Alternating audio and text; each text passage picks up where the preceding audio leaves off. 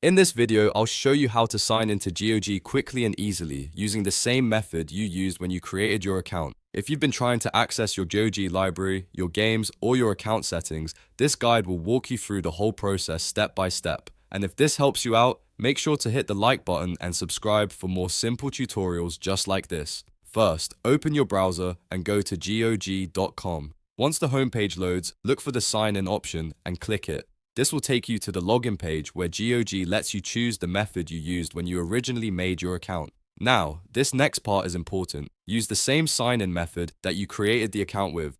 For example, if you signed up with an email and password, enter those details here. If you used a linked account like Google, Facebook, or another sign-in provider, choose that same option again so GOG can recognize your account correctly. In this example, if you created your account with Google, click the Google account option. After that, GOG will redirect you to the Google sign-in flow.